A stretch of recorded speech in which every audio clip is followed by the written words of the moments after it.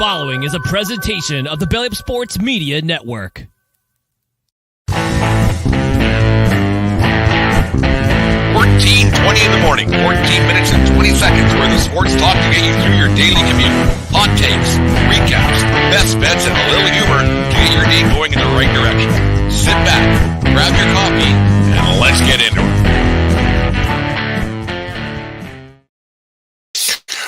Good morning there for the, this is the March the 22nd, 2023, 14:20 in the morning coming at you. Once again, thank you for letting us be a part of your morning each and every day here on Facebook Live. Just depends what time it might be. But anyways, today's show is every show is brought to you by Barn Burner Hockey and barnburnerhockey.ca. Use promo code 1420barn at barnburnerhockey.ca for all for their all natural hockey products and apparel today, and save yourself 10% in the process by using our promo code to our friends at barnburnerhockey.ca. Little rough this morning. Geez, I don't actually have no idea why, to be honest with you. Just a little numbled in the tungle, I guess. Anyways, the World Baseball Classic ended last night with a fantastic baseball game.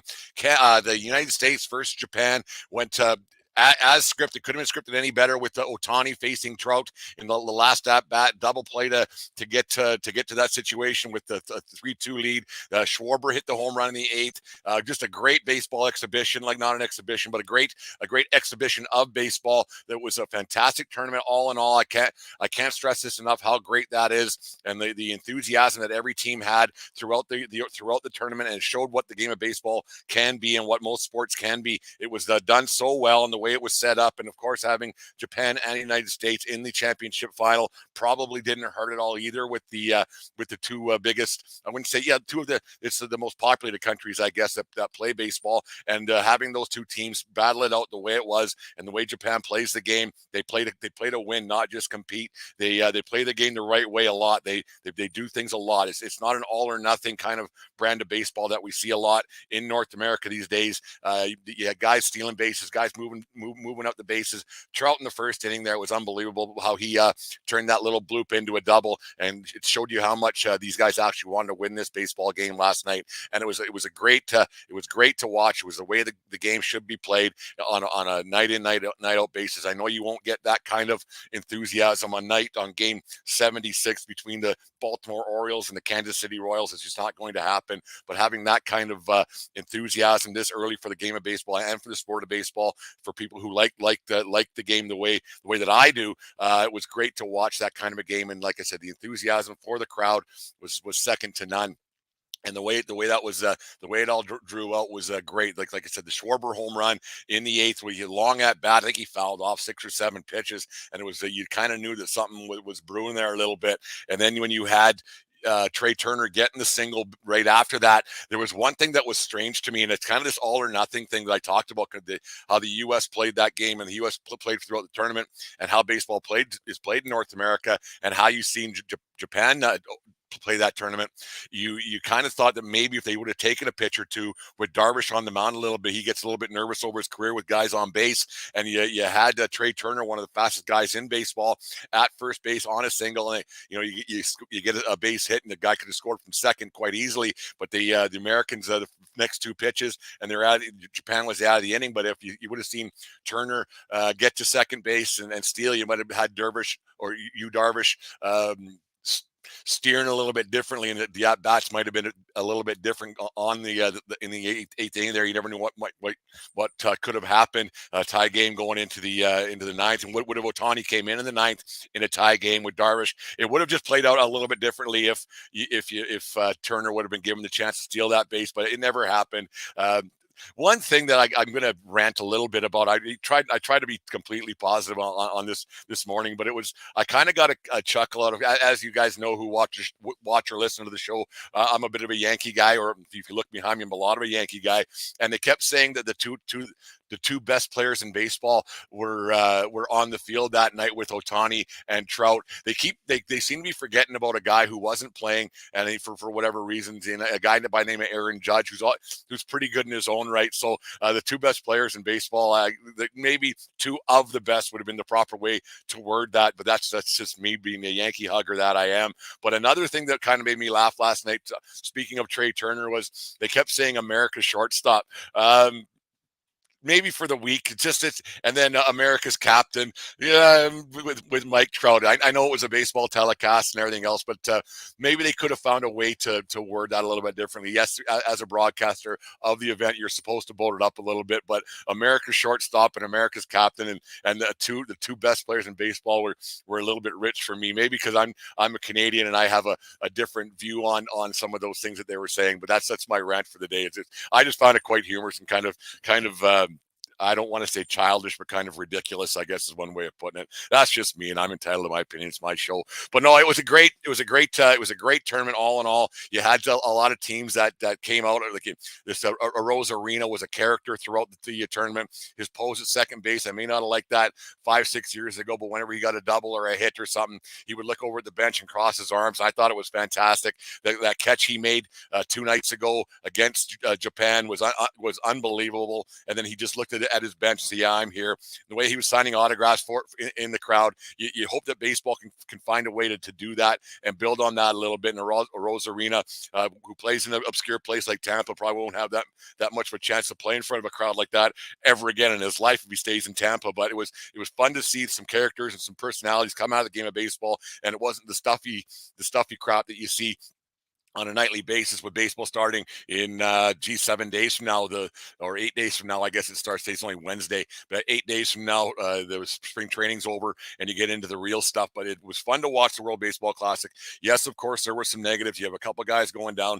Diaz going down for the season for the Mets, and then you have Altuve going down. Maybe that's just karma. I shouldn't say that, but Altuve's out for a little bit with a broken hand. He got hit in the fist with a pitch, and so there is some negatives no matter what. But all in all, you got to think that's a huge plus for the game of baseball. Will it translate into some different things throughout the season? Probably not, because people who like baseball, and but it can't hurt the game of baseball.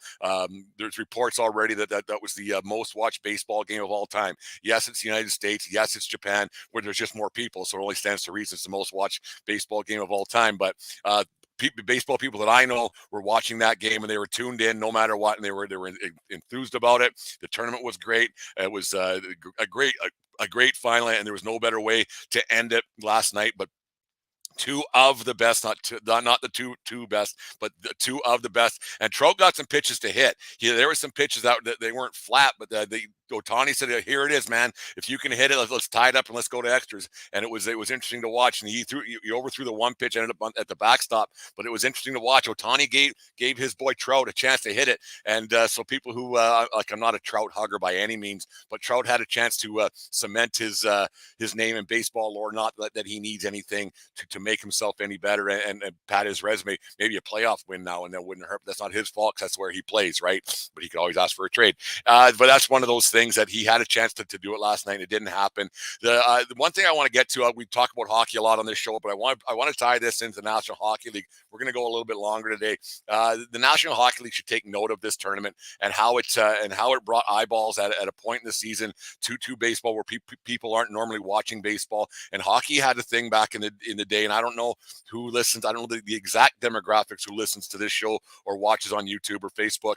But the thing is that Canada or the National Hockey League and the NHLPA and the IHF, I guess, had to be involved to an extent. They had this thing that used to be called the Canada Cup, and it was a great tournament. And some of the greatest moments in Canadian hockey history have spawned from that. 87 Canada Cup was best on best. The final was a best on three with the Russians, and the 91 Canada Cup was the best at a best of three with the United States, and then they changed it to the World Cup of Hockey, and we'll get to that in half a second. But those were great tournaments and some of the greatest moments in Canadian hockey history, and not just Canadian hockey history, but hockey history came from those tournaments, because it was best on best, players versus players. Things are a lot different now with the fall of the Iron Curtain and everything else that's happened, and people, like, there was no Europeans playing in North America. There were definitely no Russians playing in North America and the like, and no Slovakians and the Czech Republic, and it was Czechoslovakia back then, right? So you had players of obscurity who you never got to see coming over to North America and playing in front of our eyeballs in the month of September. And it was always a great tournament for Canes, and it showcased the game a lot. And Bettman, you should take note of what just happened there with the World Cup, or the World Cup of baseball, because it was fantastic drama. And hockey lost that a lot. Yes, COVID had something to do with that. But the thing is that you haven't really been trying to get best on best. Yes, you had the Olympics the last time was 2014. That's a long time ago. Yes, you tried some cockamamie thing in 2016 that didn't make any sense. You had a young guns team. You had Team Europe with a bunch of players from different countries conglomerating into one team. Yes, you thought it would be more competitive, but who was cheering for Team Europe?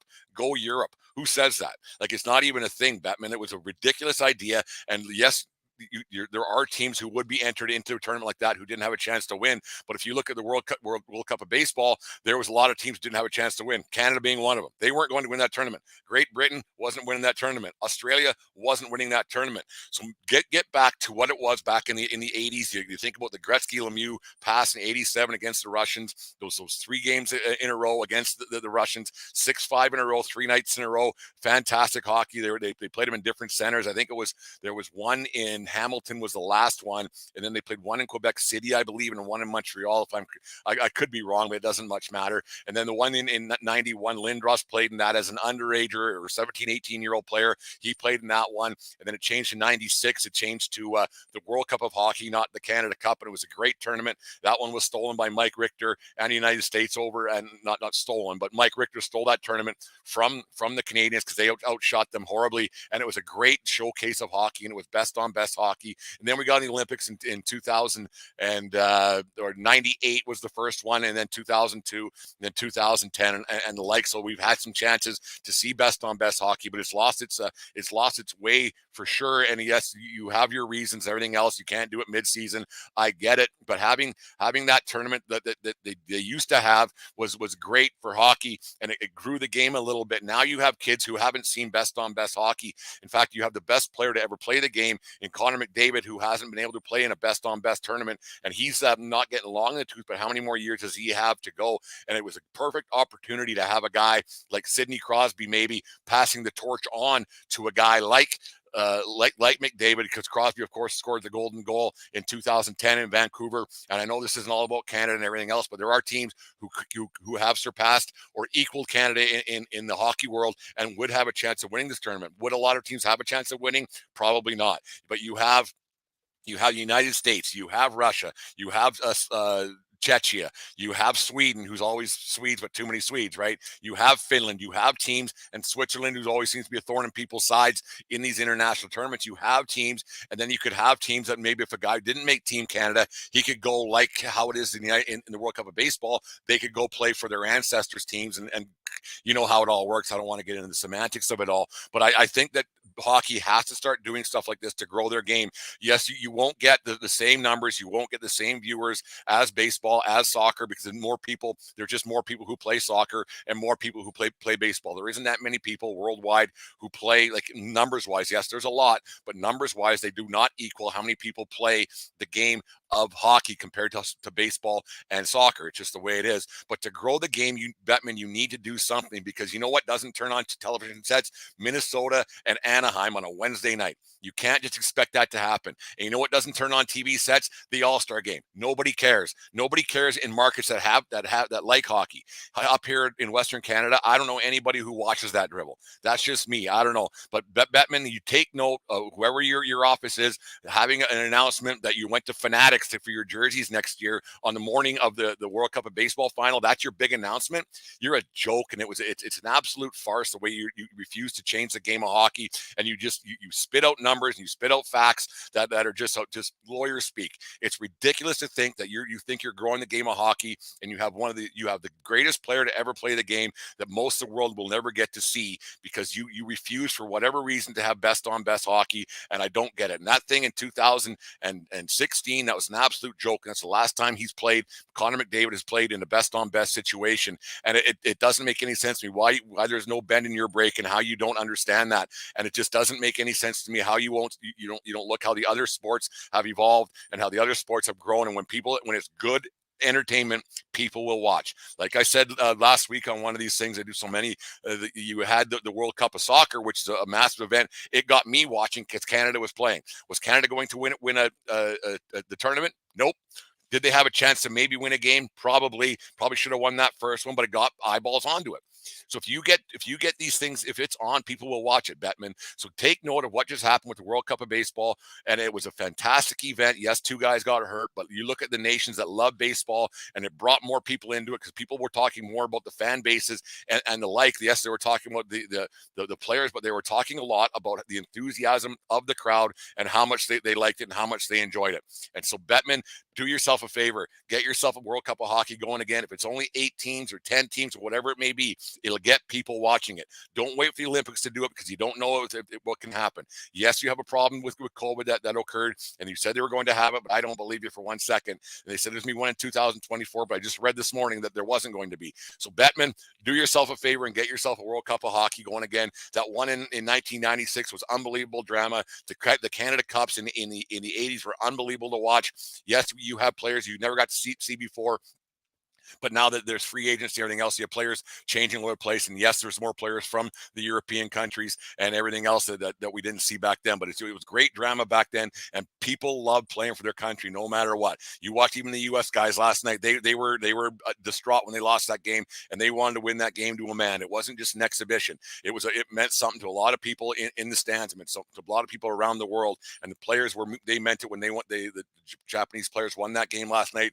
They meant it deep down inside, and they had a hell of a time watching that game last night or playing that game last night. And I know I had a heck of a time watching that game last night. And the game was played the right way.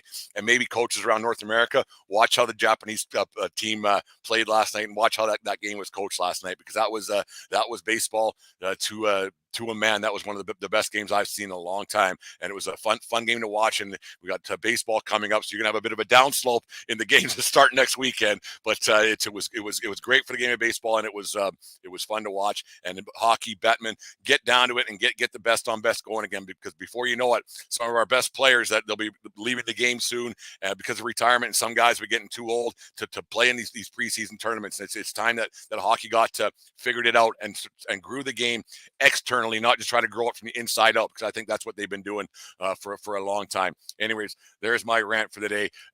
Anyways, on this day in 1989, and turn your eyes, you're watching this one on YouTube or on Facebook Live this morning. Clint Malarchuk lacerated his carotid artery and partially lacerated his jugular vein versus St. Louis Blues when Steve Tuttle and Uwe Krupp crashed the net. Malarchuk lost 1.5 liters of blood. Was during it was a horrible thing. The only thing that saved his life there, if you remember, that there was at the old Odd in Buffalo, there was a gate right behind the net, and there was a paramedic right behind the net that saved his life. They carted him off to the hospital. There was blood everywhere. It was disgusting. Like, I shouldn't even be showing it. There was so much blood loss. I remember it like it was yesterday, and that really brought in the advent of net guards to minor hockey and to goaltenders alike because of that injury that Malarchuk got there in 1989. It was a gruesome thing.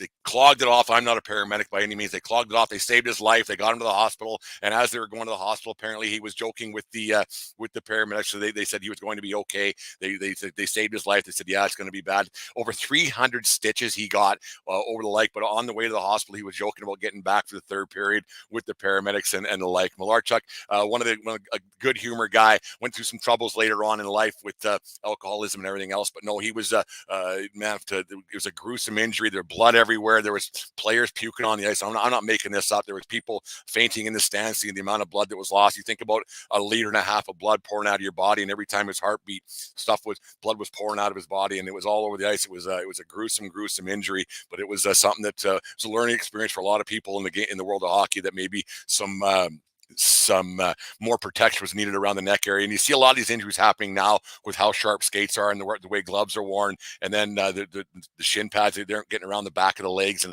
you see a lot of these injuries happening again. You had Patrick or Evander Kane, this year with the Edmonton Oilers getting his artery slashed on his wrist. So it was a bad thing to happen to Malarchuk, but thank God he survived. And it was a learning experience for a lot of hockey players and a lot of equipment manufacturers around the world. And happy birthday! Tough one in the birthday world here for 14:20 in the morning, but happy 45th birthday to former National Hockey League defenseman Tom Poti, born this day in 1478 in Worcester, Massachusetts. Pody played in parts of 13 NHL season with stops in Edmonton, the Rangers, and the Islanders, and the Washington Capitals. Pody scored 69 goals, 258 assists for 327 penalty minutes. Like I said, tough day for birthdays in 1420 in the morning world, but I found one for you guys anyways. So anyways, it was a good show today. Thank you guys very much for listening and watching on Facebook Live and YouTube Live. For those of you who didn't watch it live, make sure you catch up onto it. And thank you very much for watching the show or listening to the show later on. Speaking of listening to or watching the show later on or listening later on, if you do listen later on today, pass it on to somebody else because we're approaching the 10,000. Well, we should pass it sometime today, the 10,000 download mark for our little show for just this year alone. So that's a big pat on our back for our show, and we thank you very much. So just pass it on to somebody else. It's quite easy. Hit a button on your phone and it goes to somebody else. And we greatly appreciate all the support that you guys give us on a daily basis. Support our sponsors as well, because that helps us keep putting the shows out for you guys on a daily basis and everything else. But so no, it's been a great time here at 1420 World Headquarters. World Baseball Classic was last night. Major League Baseball starts a week from now. Hockey's getting going again with the playoff races happening. Oh, that Flames team's in trouble. We don't want to talk about them anymore. Anyways, 14:20 in the morning for this 22nd day of March 2023. Thank you for letting us be a part of your day every day. Make sure you subscribe to the YouTube channel. Make sure you pass this on to somebody else. Let's get this thing going viral today. Why not? For this Wednesday morning here in Western Canada. Pass it on to somebody in the East Coast, and they can pass it on. Anyways, let's have some fun with this and see where it can go. Anyways, thank you very much for making us a part of your morning each and every day here at 1420 World Headquarters. And remember, it doesn't matter where you are. It's who you're with. Have a good day, folks, and we'll talk to you tomorrow. You just listened to the 1420 Sports Bar Podcast. For Beer with the Sports, talking a whole lot more. We are part of the Belly Up Media Network. Let's get into it.